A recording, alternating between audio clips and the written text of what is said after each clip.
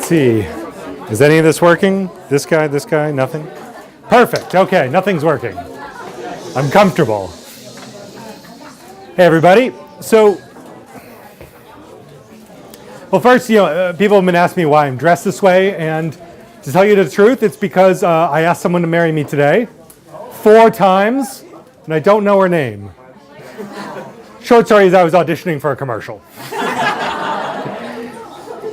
But, I want to start off, so I'm not going to be telling one story. I'm going to be talking, okay, he said I've been here for 6 years, so I've got a lot of stories and things, but I wanted to talk more broadly about Bulgarian culture, American culture, and kind of what I've learned about how those two jive and interconnect, and how that's formed me as a person. But first, I'm involved with the Fulbright Commission. I'm a former Fulbright researcher, and occasionally Fulbright would bring me in to talk to researchers and professors who are coming here for the first time and to give them advice, kind of like what I'm doing for you.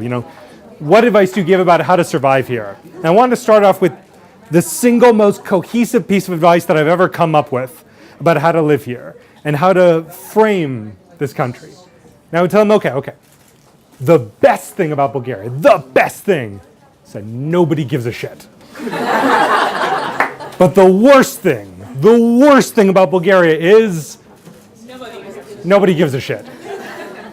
But beyond a joke, that's actually an important thing about understanding this, because all those times that you are frustrated and annoyed because, let's say, your lawyer's just like, you'll be fine, don't worry about it, you can get really angry and frustrated about that, or you can remember that this is the flip side of what lets you have a beer in the park and end the car, right? And that's kind of my first bit of advice here, is that always to kind of keep these two things in mind, that they're opposite sides of the same coin. That, when I go to the Migrazi office and I'm annoyed because just nobody cares about anything, at the same time, it's really refreshing that in other areas where something shouldn't matter, nobody cares. It's cool. It's fine. Don't worry about it.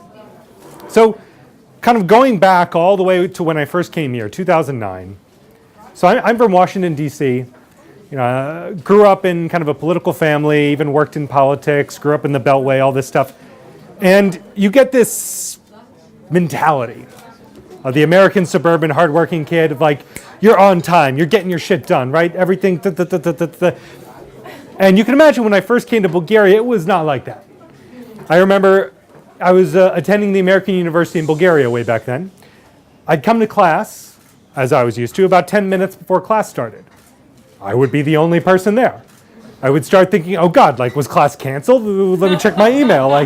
Did I not get the email? What's going on here? What's happening? And then the first people would start to trickle in 10 minutes later. Now I get what's happening here. Okay. But, so what did this actually mean though? So in that year, my first year in Bulgaria, my first year living outside the US, I learned a lot of things. I learned how to drink alcohol. No joke, I really did. And I was grateful that I think it sounds weird, but a bit of a healthier alcohol culture here, or at least I missed the unhealthy bit because that's for 14-year-olds. And by the time I was hanging out with people in their late teens and early 20s, they had chilled out a bit. And by the time I went back to the US, it was like, what are you, children? Come on, this is stupid. What are you doing? So that was nice. But I started the process of learning to relax. And that's one of the big things that Bulgaria has taught me. You can ask friends of mine who've known me 5, 6, 7, 8, 9 years living here, and they'll tell you Eric's chilled out a lot. He's way more chilled, yeah. Now when the police have to bug me about something, it's I'll be fine, okay, whatever. I've had worse. But how does that actually work? What does that process look like? Because it doesn't just happen. You've got to let it happen. You've got to accept it. When your friends are 30 minutes late and you're waiting for them, what goes through your head? Are you punching the wall because you just have unbridled rage, or are you just какво да правя? Няма нищо да правя, чакам много време. So, thinking of some key examples. Yeah, friends being very, very late for things. So, you learn.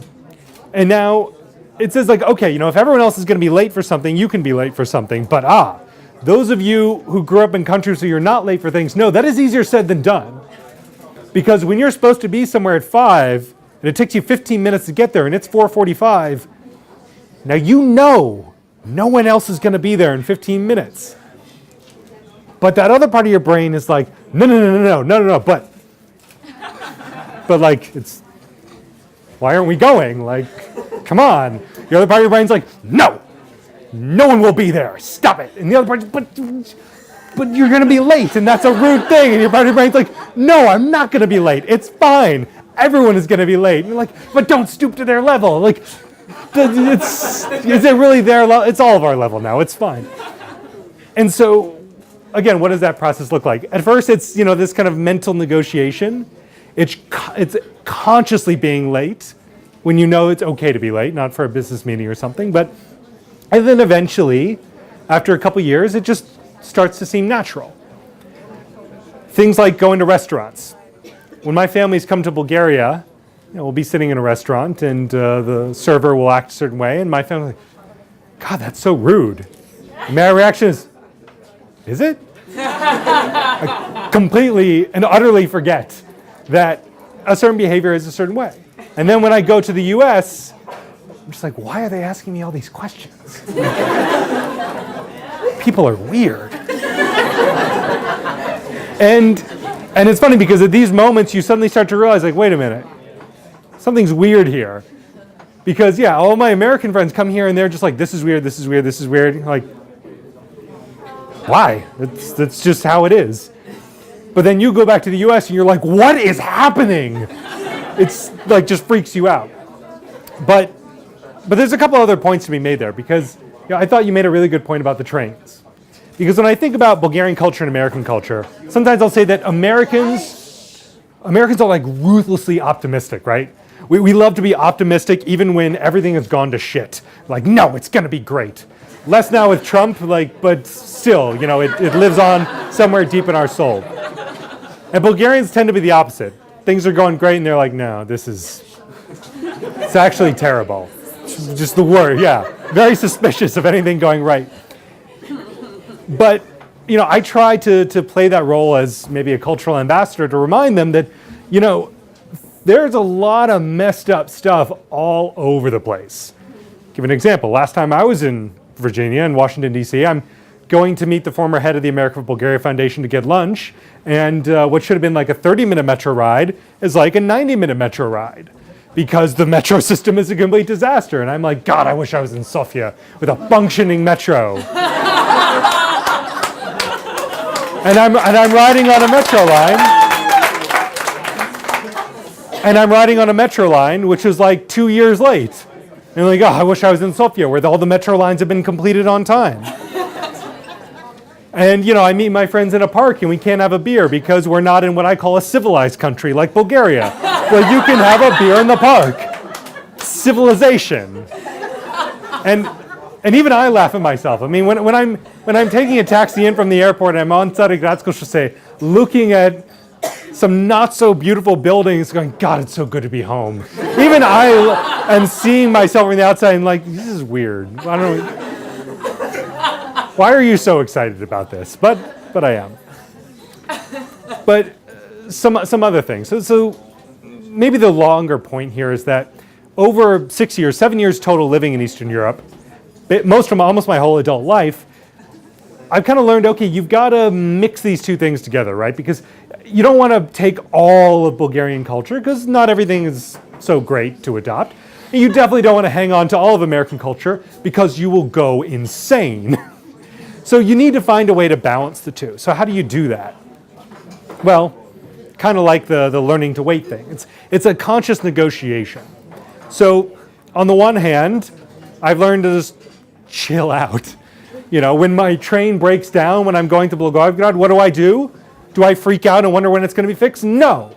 I get off the train and I walk over and I cross the tracks and I walk over to the highway because I know there's a bus stop and I'm just going to catch the next bus. And I know that when the conductor tells me, no, it's fine, we're going to fix the train, that he's a liar. And I don't believe him. And I'm just going to take the bus. But it's like you don't miss a beat. You're just like, oh, well, I guess I'll do the other thing. You just keep right on going. So, there's that element. And there's just realizing that, yeah, you've got problems everywhere. I mean, Bulgarians like to complain about their politics, right? So like the politics here, the worst politics. These people have never lived in Hungary. I talked to some guys back there who spent some time in Hungary. Worse politics than Bulgaria. You know, I used to work in the House of Representatives, talk about how American politics works. I mean, my flatmate Lino, we've been flatmates for about 5 years. And I'm super, super into American politics. In these 5 years, I'm telling him about American politics and what's happening. And after 5 years, he's just like, what? He's just horrified to hear that, American politicians systematically like disenfranchise people and take away people's rights to vote and rig elections more or less, and that, you know, we have super undemocratic things. Totally baffled him. He had no idea. And it's not to say that America's a terrible country or Bulgaria's a terrible country, but that like people are people. Politicians are politicians. Lawyers are lawyers. Cops are cops. That you get used to these things, and you always ask yourself, what can I accept? What should I adapt to? And what should I try to change? So when my Bulgarian friends are pessimistic, I try to change that. I try to convince them that, like, no, there are great things about this country. There's reasons to be optimistic.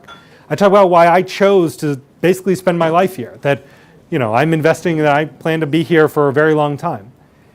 And on the other hand, you know, when Americans are being Americans, I try to tell them about these other places and what they're like and what Americans could learn from those places. And that the result of all this, after a lot of years, is that you end up being someone that's not quite fitting in anywhere. I mean, when I'm in the US, I'm a weird foreigner, and when I'm here, I'm a super weird foreigner. But you learn to live with that. But the beautiful thing that comes out of that whole experience is that you really take the best of all these cultures. And you learn to like build your best self. And you learn to appreciate things so much more. So when I'm in the US, if I'm gonna go get Mexican food, God, it's gonna be such good Mexican food, right? Or Ethiopian food or something. It's the things that you miss that you really appreciate. And when I'm in Bulgaria, right, I'm gonna get some srmichki, shkembe chorba, a good domashna rakia, whatever it is, and I'm just going to love that thing because it's here and it's special. And I think if you can learn to negotiate cultures, how to pull parts of cultures into yourself and how to kind of maybe push some other parts away, you can live a really great life. And that's what I've got here. So, thank you very much.